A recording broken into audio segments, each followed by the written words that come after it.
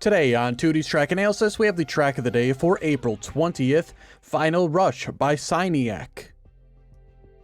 Final Rush is a speed fun track that is almost completely made up of the road surface, however there is one small magnet section.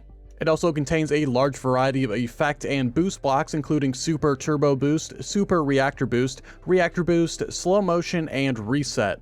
The slow motion block can however be skipped using an alternate path. The track contains multiple GPSs. The one ahead of you drives the track approximately 0.2 of a second slower than the author metal time, and the GPS behind you drives it approximately 1.2 seconds faster than the author metal time.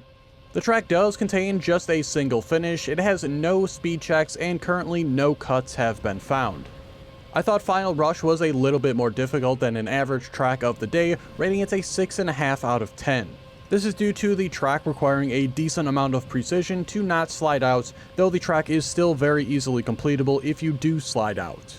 You do need this high amount of precision to achieve the author metal though, and this author metal time was 1 minute and 98 hundredths of a second. I was able to beat this author metal time by roughly 0.3 of a second, coming in with a time of 59.8. The gold medal time on the track was 1 minute and 4 seconds, the silver medal time 1 minute and 13 seconds, and the bronze medal time 1 minute and 31 seconds. The scenery on the track was fantastic, however this type of track is just not for me, so I am going to rate it a minus, however people that enjoy this type of track will find it extremely good. For the analysis today, we are using the Ghost for the current top time driven by Ender. They had a time of 57.312, and this is 2.488 ahead of my personal best. For the most part on today's track, a large majority of your time is going to come from how well you can smooth steer the corners or use action keys on them. Second thing that'll come from is doing some small speed slides. For this opening corner on the track, the first right-hand turn, you can almost 100% steer this one, though a little bit of feathering may be needed to not slide out. Also, the closer to the inside edge here around this entire turn will cause less slide out as well. Moving on, once we get to the straighter portion here, it'll be your first opportunity to get some speed slides in if you wish to do that. Here is one of the major portions of the track as well. We have this left side here which has a slow motion, the right side does not. I always chose to take the slow motion route as it was just a far easier route, and of course, taking this both times, I still got the author metal time, so that is still a viable path for the author metal.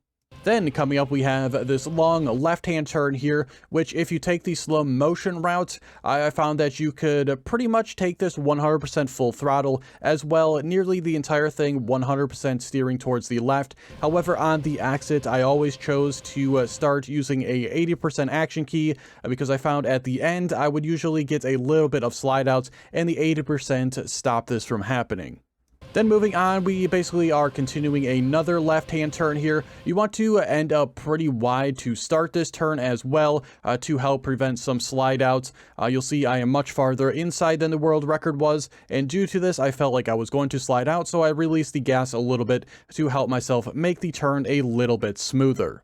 I'm also fairly sure you can do this entire turn here with an 80% action key, though it does need a pretty precise line, so I always chose to start the section with 100% steering, and then later on in the parts of this turn, I again went back to the 80%.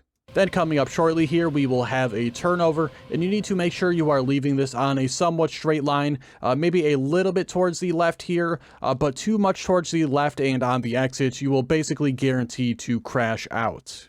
Immediately after this, we will just have a loop here.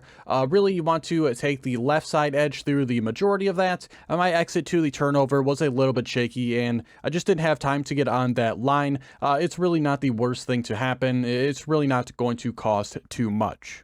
Then after the loop, we are basically done with the first lap, and due to the nature of our speed here and the harshness of the turn, we're going to start sliding, and you want to embrace that slide out for a little bit, but eventually you will want to try to attempt to stop that slide out, and it seems about where this corner is to our upper right is where you want that to happen. I will slide out a little bit more than that and was a bit late on stopping it.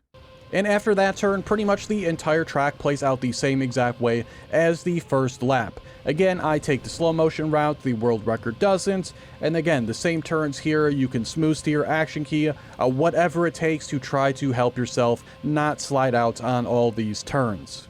And one extremely small thing I could give you for advice here is to take this left side at the end to get to the finish a couple milliseconds quicker. So nothing really against the track, it's more of a me thing, just not my style of track, especially with all the smooth steers and action keys. It's just really not for me, but you know, anyone who really enjoys this type of track is going to find this one extremely good. But that'll do it for today's analysis. I hope you enjoyed. If you did, be sure to like the video and subscribe. Check the description for links to my Twitch and Discord, and be sure to check out all the other track analysis videos out on the channel already. Thanks so much for watching, and I'll see you guys tomorrow for the next one.